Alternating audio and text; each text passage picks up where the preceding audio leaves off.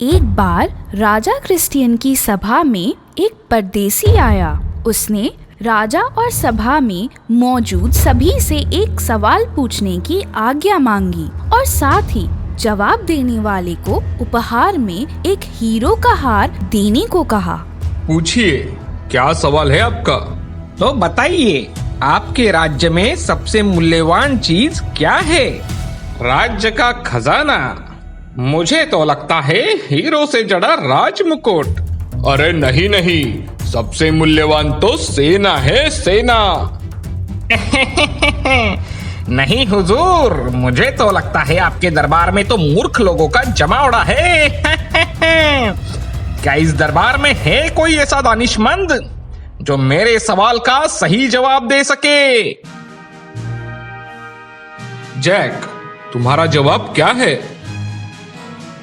महाराज, मुझे तो लगता है किसी भी राज्य की सबसे मूल्यवान चीज तो है आजादी। आजादी? वो कैसे? क्या आप इसे सिद्ध करेंगे? मुझे थोड़ा समय दीजिए महाराज, मैं इसे जरूर सिद्ध कर दूंगा। तो ठीक है, जब तक जैक इसे सिद्ध नहीं करते, परदेशी यहाँ के मेहमान हैं, इनकी शाही मेहमान नवाजी की सारी व्यवस्था की जाए। राजा ने परदेसी के रहने खाने पीने की सुविधा की देखरेख का जिम्मा जैक को सौंप दिया था। परदेसी को महल में सारी सुविधाएं दे दी गई। शाही भोजन, नृत्य और संगीत आदि सुविधाओं से परदेसी महल में काफी खुश था। एक दिन उसका मन हुआ कि वो नदी किनारे टहलने जाए। जब वो अपने कक्ष से बाहर निकलता है तो द्वारपाल उसका रास्ता रोक लेते हैं। क्षमा करें महाशय, आपको बाहर जाने की अनुमति नहीं है। परदेसी को लगा ये सब मेरी सुरक्षा के लिए है और वापस अपने कक्ष में चला जाता है। लेकिन ये रोकथाम परदेसी के साथ प्रतिदिन होने लगी। लेकिन महल के अंदर सुविधाओं में उसे कोई कमी नहीं आने दी। वो महल के अंदर कैद हो गया था और इसी कारण उसे सारी सुविधाएं उसे फीकी लगने लगी। 10 दिन के बाद सभा फिर लगी।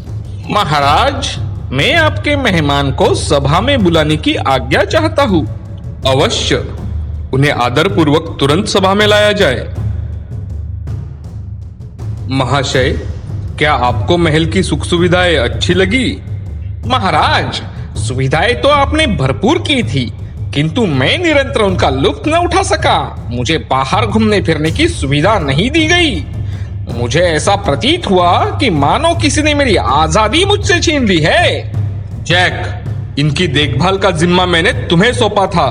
तुमने हमारे शाही मेहमान की अच्छे से खातिरदारी क्यों नहीं की? क्षमा करें महाराज, किंतु मैं इन्हें यही बात तो बताना चाहता था कि आजादी से मूल्यवान कुछ भी नहीं।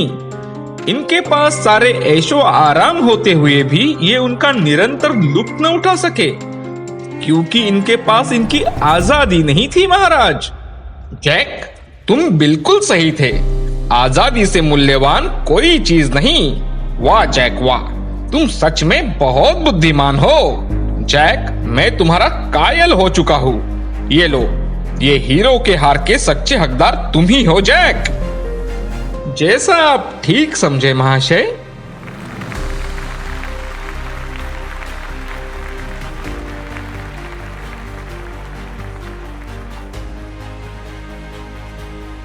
दोस्तों, आजादी एक ऐसा मूल्यवान शब्द है जो हमारी अंधेरी दुनिया में एक प्रकाश का उजाला लेकर आता है।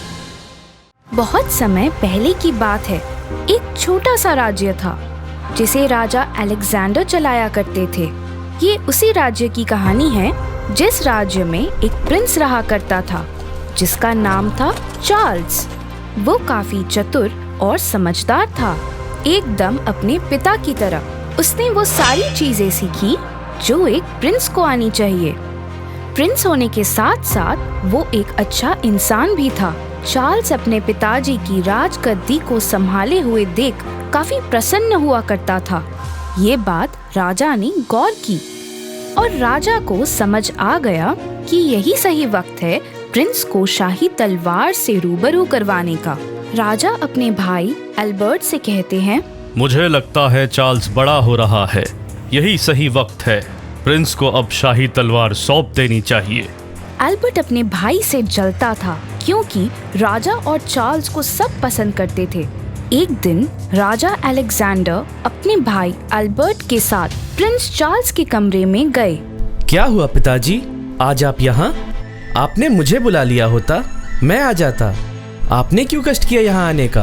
राजा हंसते हुए बोलते हैं कि बेटा, आज मैं बहुत विशेष काम से तुम्हारे पास आया हूँ। प्रिंस काफी उत्साह के साथ राजा की बात सुनने लगा। राजा अपनी तलवार निकालते हुए उसे बताते हैं कि बेटा, ये देखो, ये है हमारी पुश्तैनी तलवार जो हमारे दादा परदादा के जमाने से चलती आ रही है। ये तलवार आज से तुम्हारी हुई।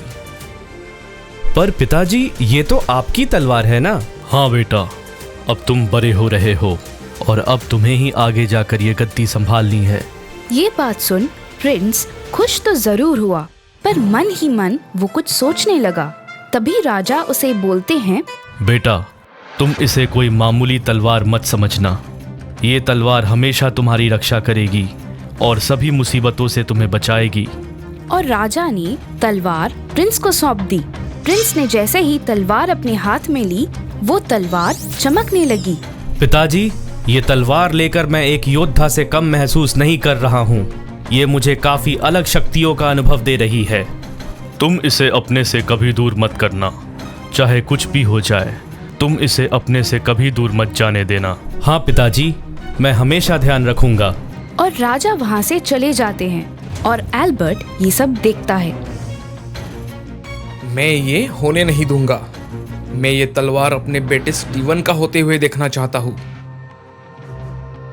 बस एक बार ये तलवार मेरे हाथ लग जाए, बाकी चीजें तो अपने आप मेरी हो ही जाएगी। कुछ साल बीत गए और एक दिन राजा अलेक्जेंडर बहुत बीमार पड़ गए। देखते ही देखते उनकी तबीयत और खराब हो गई। ये सब देखकर एल्बर्ट ने प्रिंस की शादी करने का प्रस्ताव उनके सामने दिया, जिसे सुन राजा अलेक्जेंडर ने बिना कुछ सोचे समझे अपनी हामी भर दी। प्रिंस की शादी किसी दूसरे शहर की प्रिंसेस से हो जाती है। प्रिंस और प्रिंसेस की सोच एक दूसरे से काफी मिलती जुलती थी। एक दिन राजा चार्ल्स कहते हैं, आज से तुम्हारा ध्यान अंकल एल्बर्ट रखेंगे और तुम्हें उनका कहना मानना पड़ेगा। कुछ दिनों बाद राजा चल बसे और सारा बोझ अब चार्ल्स पे आ जाता है। पर चार्ल्स चीजें काफी अच्छे से संभाल लेता है। एक दिन, अब तो तुम्हारे पिता भी नहीं रहे, तो ये तलवार अब तुम्हारे किस काम की? नहीं अंकल एल्बर्ट, पिताजी की ये आखिरी निशानी है। मैं इसे कभी भी किसी कीमत पे अपने से दूर नहीं कर सकता। तो ये ऐसे तलवार मुझे नहीं देने वाला। अब मुझे ही कुछ करना होगा। एक दिन प्रिंस अपनी पत्नी को लेकर उसके शहर जा रहे होते हैं। तभी कुछ सिपाही उसे घेर लेते हैं। तुम्हें पता नहीं मैं कौन हूँ? हट जाओ मेरे रास्ते से, वरना अंजाम काफी बुरा होगा। हमें जो करना है वो तो हम करके ही जाएंगे। चलो, अब चुपचाप अपनी तलवार हमें दे दो और हम तुम्हें छोड़ देंगे। किसी भी कीमत पे मैं तुम्हें इसे नहीं दे सकता। ये तलवार ऐसे नहीं देगा। इसकी पत्नी को यहाँ से दूर फेंक दो। नहीं, ऐसा मत करो। मेरी पत्नी को कुछ मत करना। हार मानकर आखिर चार्ल्स को तलवार देनी ही पड़ी। और तभी वहाँ हंसते हंसते एल्बर्ट आ जाता है और चार्ल्स को समझ आ जाता है कि ये सब किया कराया इसके अंकल का ही है। आखिर लोग अपनों से ही हार जाते हैं। अंकल, आपको पिताजी कितना माना करते थे। उन्होंने मुझे और इस राज्य को आपके ऊपर छोड़ दिया और चले गए। पर उन्हें क्या पता था कि उनका ही सगा भाई उनका सबसे बड़ा दुश्मन है। तुम्हारे पिताजी ने मुझे बस अपने काम के लिए इस्तेमाल किया है और मैं ये अपने बेटे के साथ नहीं होने दूंगा। पिताजी को दिए हुए वचन के कारण चार्ल्स विवश हो गया था। राजा और उसकी पत्नी वहीं जंगल के पास एक कुटिया में रहने लगे और अपना जीवन जीने लगे। और दूसरी ओर एल्बर्ट ने सारी चीजें अपने हाथों में ले ली और वो ऐशो आराम की जिंदगी जीने लगा। कुछ साल बीत जाते हैं। राज्य की हालत बिगड़ गई। वो राज्य जो कभी समृद्धि के लिए जाना जाता था, वो अब एक उदास राज्य बन गया था। सब चीजों की कमी पड़ने लगी। ये सब तुम्हारे कारण हुआ है अल्बर्ट।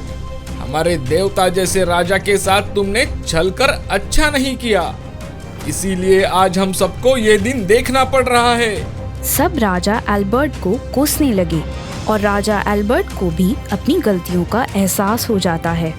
शायद सच में ये सब इसी वजह से हो रहा है। आखिरकार छीनी हुई चीजों से किसी का भला नहीं होता। एल्बर्ट प्रिंस चार्ल्स को ढूंढने लगता है और उसके पास पहुंच जाता है और उसे अपनी गलतियों की माफी भी मांगता है। बेटे, मुझे माफ कर दो। लालच के कारण मैं अंधा हो गया था और मुझे इसका सबक भी मिल चुका है। आप मुझसे बड़े हैं, मुझसे माफी मत मांगिए, ये मुझे अच्छा नहीं लगेगा। मुझे तो बस इस बात की खुशी है कि आपको अपनी गलती का एहसास हो गया और मैं इसी में खुश हूँ। एल्बर्ट वो शाही तलवार चार्ल्स को वापस करने का वादा करता है। जैसे ही चार्ल्स अपने महल में जाकर अपनी तलवार अपने हाथों में लेता है, वैसे ही शाही तलवार पहले की तरह चमकने लगी और देखते ही देखते सब पहले की तरह ठीक हो गया और सब खुशी से रहने लगे। इस कहानी से हमें ये सीख मिलती है कि लालच हमेशा एक बुरी बला है।